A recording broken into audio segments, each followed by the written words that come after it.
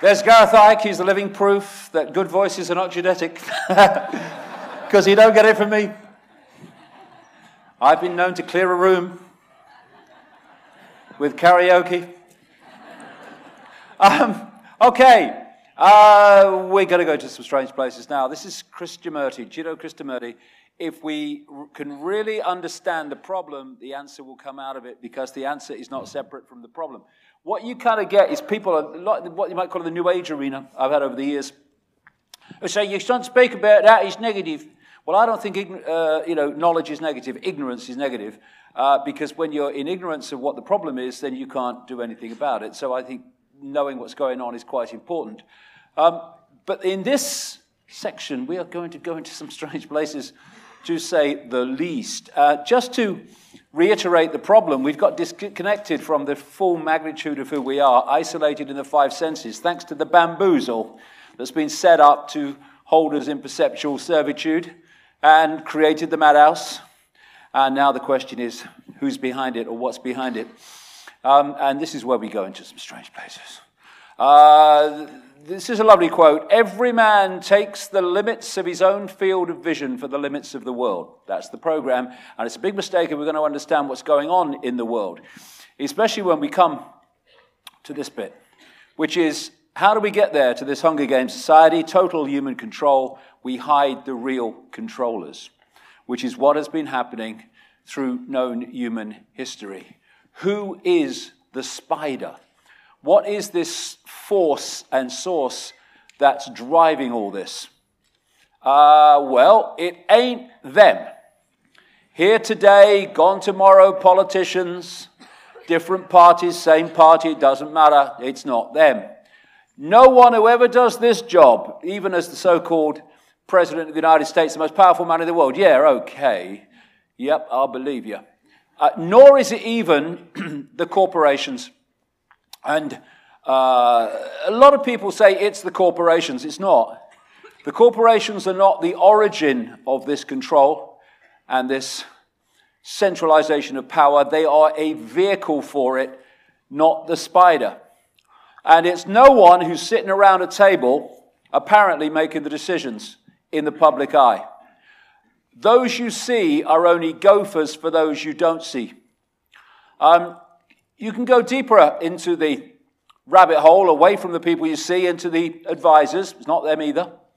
You can go even deeper into the rabbit hole, and you can find the Rothschilds and people like that.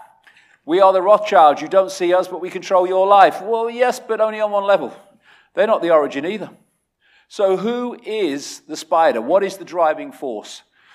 Mark Twain said, truth is stranger than fiction because fiction is obliged to stick to perceived possibilities. Truth isn't. The truth doesn't change because you don't want to hear it. And the postage stamp consensus is currently in an ambulance heading for emergency because it's heard what I'm going to say next. And this is as far off that postage stamp that you could possibly imagine. So it's in intensive care until I've finished. So are we ready? Are we ready? Who is the spider? This takes us into this next level of the rabbit hole, which is a level of non-human intelligence, which is ultimately, well, I say ultimately, there might be levels beyond that. Ultimately, as we see it now, behind what's going on in the world. All these different areas of human society of control, secret societies, politics, banking, Satanism, pedophilia, military, media, religion, it all in the end ends up leading to one place, which is this spider, this force, which is not human. Okay, yes, I can understand that to an extent. I have a question. But hold on a minute. We live in an electromagnetic spectrum that's 0.005% of what exists in the universe, so mainstream science says, and we can only see a tiny fraction, visible light, of that electromagnetic spectrum of 0.005%. if you take the projected size of the universe according to mainstream science, then the Earth, by comparison, is 1/1000th of a pinhead. I feel it in me water. I think there's other life out there other than us. Honestly, I do. I'm convinced. This is, again, it's like, take a deep breath, look at it again. It's freaking obvious. It's like, do you think the sun affects our temperature? Oh, yeah, okay. Our consciousness, this is Bernard Carr, professor of mathematics and astronomy at Queen Mary University, London. Our consciousness interacts with another dimension. Our physical senses only show us a three-dimensional universe. What exists in the higher dimensions are entities we cannot touch with our physical senses. They're on different frequencies. And these non-human manipulators, visitors, from other dimensions of reality have been described in many and various ways by different cultures all over the world. The serpent gods, Chitahuri and the Zulu belief system, the children of the serpent, the Anunnaki, Sumer, Babylon, snake brothers, Hopi, star people, many and various. They're called demons in Christianity, interdimensional entities. The Gnostic people I'll come to in a second called them Archons, and the Islamic, or actually the pre-Islamic world where it originated from, called them Jinn. And these are entities either that are manifesting within our reality, our visible light frequency band, or manipulating from outside of that visual frequency of perception. And the different ways, I say different ways, the common ways that they are described, many of them, very, very compelling in different cultures and belief systems. They are clearly describing the same force. Like the Archons in the Gnostic belief system, as they call them, they said of the Archons, they were made from luminous fire. And they kind of create with luminous fire. And the Jinn are said by the Islamic world to be made from smokeless fire. And the way that they are described, they're clearly describing the same entities, the same force. Now, the Gnostics, I've got very interested in them in the last few years. The Gnostics were not a race, or even a people. They were a belief system. They were a perception system. And whenever they got into a place and started to communicate this perception, this knowledge, it's what gnosis means, knowledge, but a certain kind of knowledge, they were persecuted by the Roman Church who sent the boys in. So it was the Gnostic perception system that was running the Great or Royal Library at Alexandria in Egypt. This fantastic depository of ancient knowledge and ancient historical awareness knowledge, which was destroyed in pieces, in sections, in a sequence over a period by the Roman Church. And the most significant one, the most talked about one, happened around 400 AD, just after. And the Gnostics, when you see what they were saying, you can see why the Roman Church wanted to destroy them. And the Cathars in southern France were also, in the same way, Gnostic thinkers. They had a perception of the universe that was what the Gnostic belief system. And the Roman Church sent the boys in, again in stages, and eventually destroyed them in the public arena at the siege of the castle of Montségur in 1244. Now, it seemed that what the Gnostics believed had been lost, the detail of it anyway. But then, in 1945, a sealed jar was found, an earthen jar, at a place called Nag Hammadi, about 70, 80 miles north of Luxor on the Nile in Egypt. And in that jar was found to be a pack of writings, codices, manuscripts that were put there by the Gnostics. It's estimated around 400 AD, which kind of would sync with the destruction of the Great Library at Alexandria, which was around 415, I think, as I recall, AD. And so suddenly, there were writings which described what the Gnostics believed in detail, and they had the great benefit of, because they were in an earthen jar all that time, they couldn't, like other religious writings, be played with and changed to fit the authority of the day. And 1/5 of these writings found at Nag Hammadi talk about something they call the Archonts. Just their name, it's a word, means rulers. That's why they call them that. And they said that they were manipulating human society from the unseen and were responsible for basically creating the world of what we call physicality. Now, what I found fascinating from my point of view about the Nag Hammadi writings is that I came to them quite late, just a few years ago, which was very important for me, because if I'd have come across them earlier, they can become a one-stop shop belief system, which they have for some people. But by the time I came across them and read them in detail, I'd come to conclusions as a result of decades of research.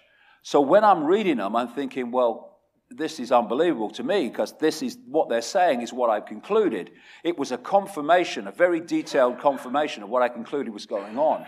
And in these Nag Hammadi writings, they describe something called the silence, what I would call, Ibn Alexander would call the dazzling darkness. The silence, what I experienced, the place of all potential, all possibility, the field of possibility and probability waiting to manifest, the silence. And I experienced it as the silence, so I can understand where that word came from. And the other thing about these ancient writings, and writings like them in religion and in ancient cultures, is they only had, as I said earlier, the symbols and analogies that fitted the society of the time. They didn't have computers. You know, they didn't have Wi-Fi fields. And so what we're looking at are descriptions using the symbols of the time. We can now update them. But what the Gnostics also called the silence was the father of all. They were trying to get across in a simple way the creator of all. Not a man with a beard on a throne, the creative force of all, the father of all. And this is from one of the Nag Hammadi texts talking about this silence. He is an incomprehensible one, but it is he who comprehends all, and nothing exists outside of him. But all exists within him, and he is boundary to them all, as he encloses them all, and they are all within him. There is no place outside of him. Describing all that is, has been, and ever can be, the force that drives all things. But they said, and this is the really massively relevant part to the world that we live in, they said that the silence was the creative force, but there was a fake God which had created this reality that they call the physical world. They said the physical world is a prison created by an evil fake God. Spirit, awareness, as I would call it, is entrapped in the body. Salvation, escape from this entrapment, comes from knowledge or gnosis of self and reality. And gnosis is knowledge, yes, but it's not knowledge, names, dates, places knowledge. It's knowledge of reality and how it works, that kind of knowledge. And they said the kingdom is invisible, which is true, because that which is beyond this reality is invisible to us. Everything else that exists. Now, this physical world prison that they describe in their language, I call the simulation. We update it into modern language.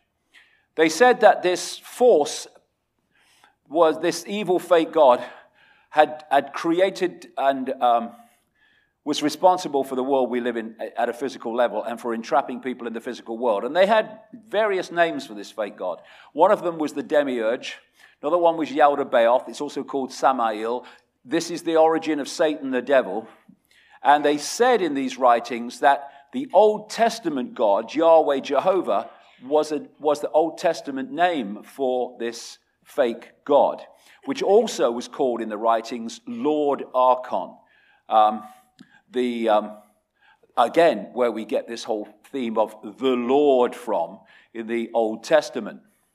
Now you can see the correlation between the Nag Hammadi writings and their belief system, which hadn't been touched while it was in that sealed jar, and what you see in the Bible. One of the Nag Hammadi writings says, talking about this fake god, I'll call it Demiurg, opening his eyes, the chief archon saw a vast quantity of matter without limit, and he became arrogant, saying, "It is I who am God, and there is no other power apart from me."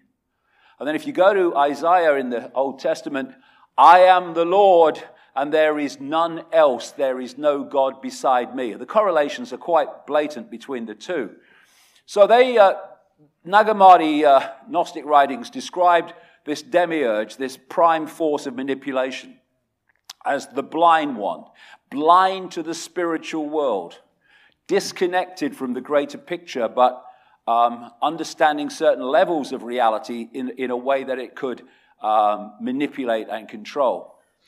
Now, this fake god, this Demiurge, they describe the archons as the formless ones. We're not talking about something in form. We're talking about a state of awareness, a very highly distorted state of awareness, an imbalanced, inverted state of awareness or inverted frequency from which it seeks to pull everything into that same distortion.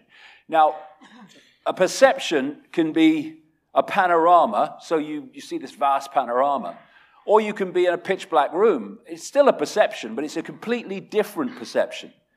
And this distorted perceptual state that they call the Demiurge or the archons is a state of awareness that is without harmony, without wisdom, without heart, without empathy. All the things that the people running this world don't have, and there's a reason for that we'll come to.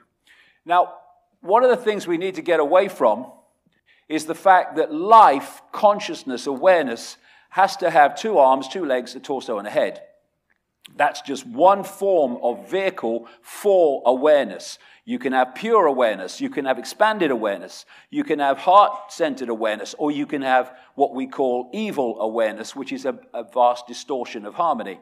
So some scientists now are looking at this whole idea of what pertains to be life in a different way. This is a mainstream headline: "Is alien life everywhere? Radical theory claims it may have become part of the fabric of the universe."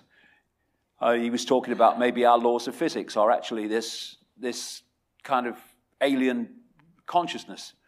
So we're starting to get away from this idea of, the human form is the only way that intelligent life can operate. It can't.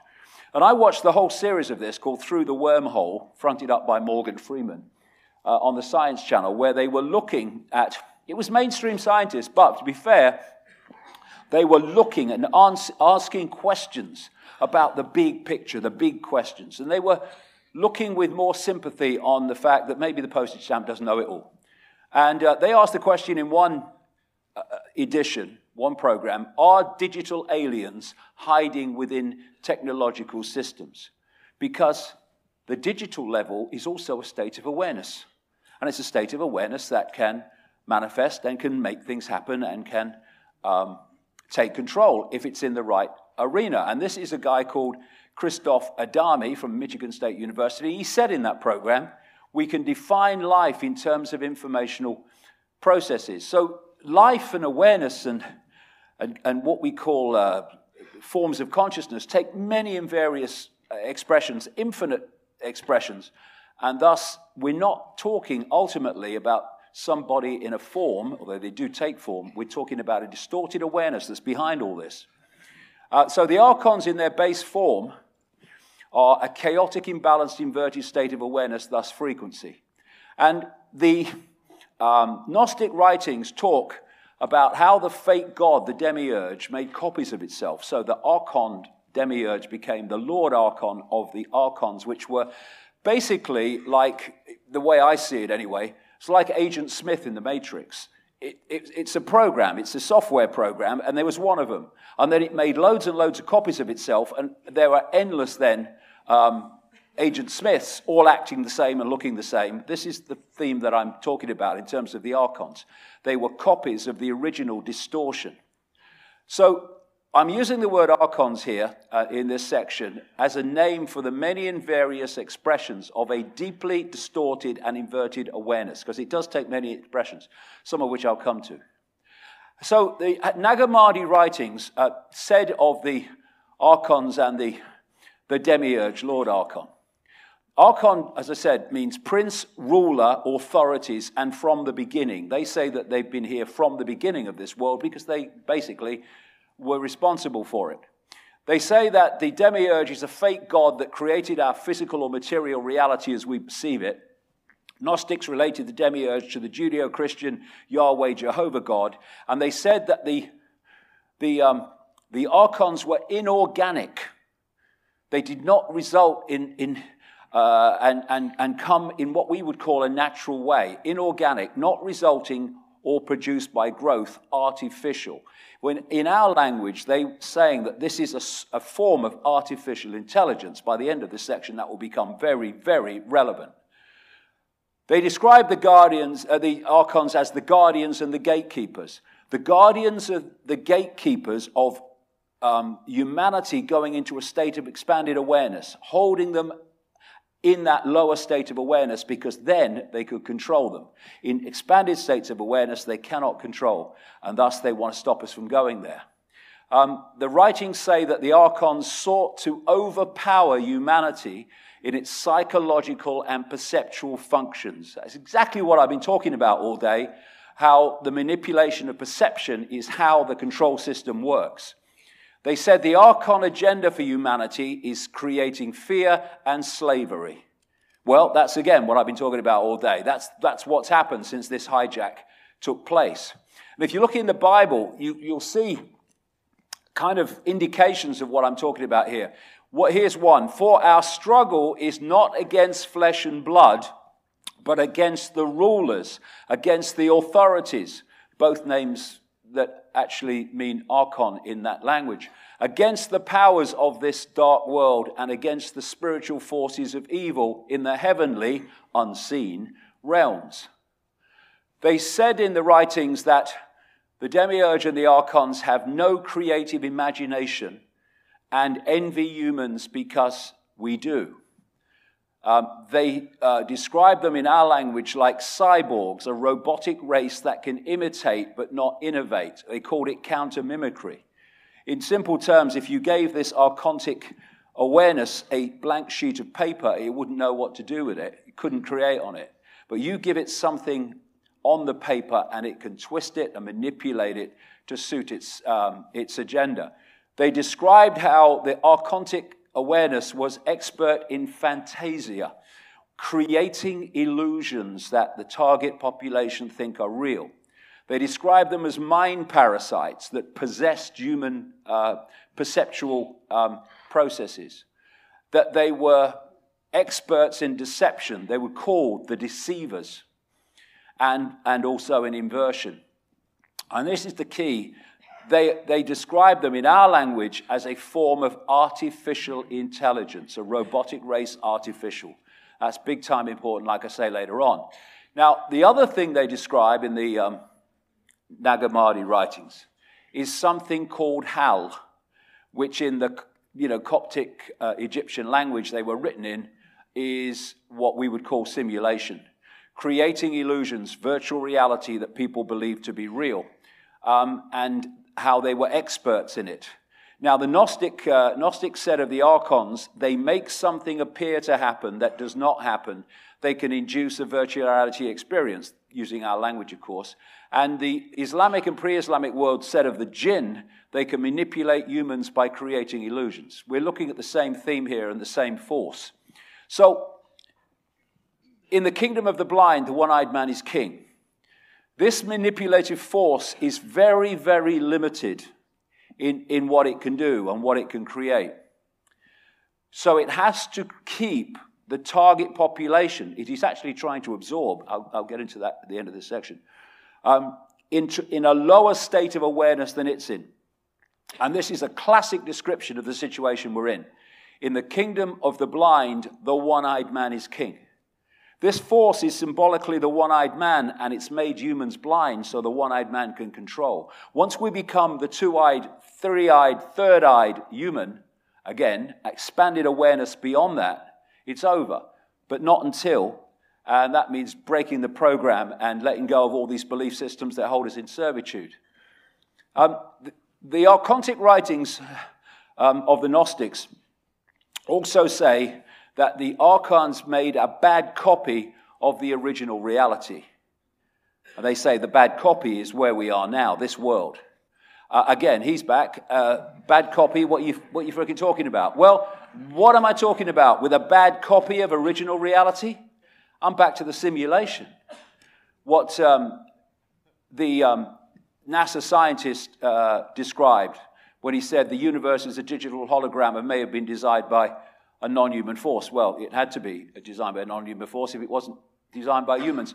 And so we're looking at this simulation, a bad copy. What is a computer game, a video game, a virtual reality game? It is a bad copy of this reality, in effect. We're talking about the same principle. What they say in these writings is that the real world, prime reality, is described in terms of being the upper eons. This is the place of spirit. This is a place of pure awareness. And they say we live in what they call in the writings the lower eons. They call it a shadow world, which is, they say, a reflection of the prime reality, a copy, a bad copy, in other words, of that original reality, which of course still exists. And we can interact with it when we open our five sense minds to consciousness. So what we're looking at, we're talking about bad copies and we're talking about different worlds. We're talking about information sources. That's what we're talking about. Because just as in this world, we think it's a world, but we are decoding an information source into the world that I've described that we think is outside of us, but inside of us, what happened with this bad copy is one information source was replaced by another, the simulation, and humans started to decode and experience the simulation as if it was real, because they were decoding it in the same way through the same senses. You can decode one information source, and then decode another, and your experience is dramatically different, but they both seem real. Nag Hammadi text Origin of the World says, now the eternal realm, the eternal eon, the upper eon of truth has no shadow outside it, for the limitless light is everywhere within it. But its exterior is shadow, which has been called by the name darkness. From it there appeared a force presiding over the darkness, and the forces that came into being subsequent to them called the shadow the limitless chaos. The word chaos is used again and again to describe the actions of this archontic force, which is a chaotic, distorted state of awareness. Yaldabaoth, the Demiurge, in other words, these writings say, created the lower eons as an image or reflection of the upper eons. This is the simulation, I'm calling it. In relation to the reflection which he saw in it, he created the world. With a reflection of a reflection, he worked at producing the world. So what they're describing is pure awareness in a higher frequency realm of what they call upper eons, the realm of spirit, and this reality being a realm of form or matter. And they say, interestingly, that the upper eons are the realm of no time, and the fake reality is the realm of time, illusory time. So I'm saying they're describing the simulation, the fake reality. And, it's interesting, when you look at the Matrix, the person that created the Matrix in the movie was known as the architect. Well, the Freemasonic God is known as the great architect of the universe. And the Gnostics called the Demiurg the great architect of the universe. They're describing the force that created this reality. Not what we call God or infinite awareness, the creative force, but this distortion created this distorted reality. Now, where is the matrix? It's in our heads. It's in our perceptual decoding system. And therefore, if we are locked in only to the frequency of the matrix has completely got control of our perception of reality. When you expand your awareness, you still experience the matrix on one level, but you can see and perceive beyond it, and thus you start to see where you are. You're starting to see the maze now. They don't want us there. This is why they're terrified of this information.